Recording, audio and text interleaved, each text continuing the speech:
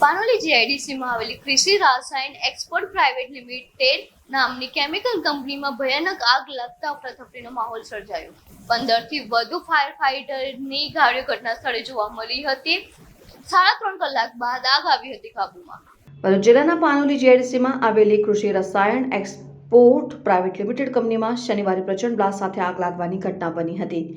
એક પછી એક 3 બ્લાસ્ટ થતા આસપાસના ગ્રામજનોમાં ભયનો માહોલ ફેલાયો હતો અને ઘણા લોકોએ મિડલ ઇસ્ટના યુદ્ધ જેવો અહેસાસ થયો હોવાનું જણાવ્યું હતું. બ્લાસ્ટ બાદ લાગેલી આગને કારણે કંપનીમાં કામ કરતા કામદારોમાં નાસભાગ મચી ગઈ હતી.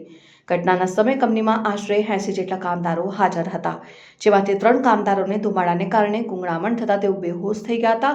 તેમને તાત્કાલિક સારવાર માટે હોસ્પિટલ ખાતે ખસેડવામાં આવ્યા હતા. આગની જાણ થતાં જ પાનોલી જીઆઈડીસી નોટિફાઈડ તેમજ અંકલેશ્વર જીઆઈડીસીના ડીપીએમસી સહિત કુલ 15 થી વધુ ફાયર બ્રિગેડના વાહનો ઘટના સ્થળે દોડી આવ્યા હતા અને ભારે જહેમત બાદ 3.5 કલાકમાં આગ પર કાબુ મેળવ્યો હતો. આગની ચપેટમાં કંપનીનો મોટો ભાગ ખાક બની ગયો હતો. આગની અસર બાજુમાં આવેલા ગણેશ એલપીજી બોટલિંગ પ્લાન્ટ સુધી પહોંચતા પરિસ્થિતિ વધુ ગંભીર બની હતી.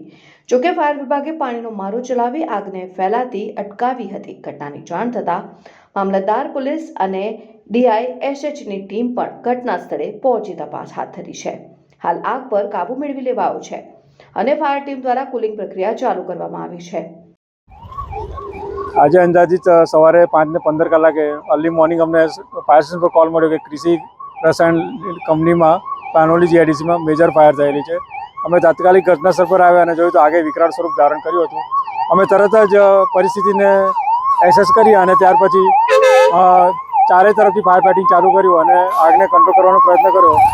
અંદાજિત 3.5 કલાક જેટલો સમય થઈ ગયો છે. આગની પરિસ્થિતિ હાલ કાબુ હેઠળ છે, પણ કુલિંગ દરમિયાન સમય જાય એવી શક્યતા છે, કારણ કે પ્લાન્ટની અંદરની સાઈડે જવામાં હજી બી સમય લાગશે એવું અમને લાગી રહ્યું છે. કેટલા ફાયર ટેન્ડરનો ઉપયોગ કર્યો? અંદાજિત 10 થી 15 જેવા ફાયર ટેન્ડર અમે હેલ્પ માંગી હતી અને એ પ્રમાણે આવ્યા છે. હેલ્પ કરેલી છે. આગ લાગવાનું કારણ હજી સુધી કંઈ અમને ખબર પડી નથી.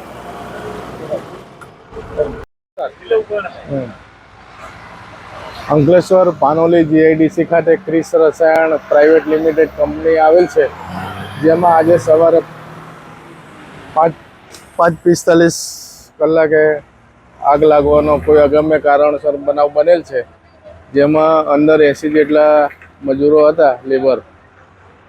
એમને સહી સલામત બહાર કાઢવામાં આવેલા છે. 3 જણને ધુમાડાની અસર થઈ છે, જે ખરોડ ગામે હોસ્પિટલમાં ટ્રીટમેન્ટ સારવાર આપેલ છે. વિડીયો જર્નાલિસ્ટ ઇમ્તિયાઝ પઠાણ સાથે સત્યા ટીવી ન્યૂઝ, અંકલેશ્વર.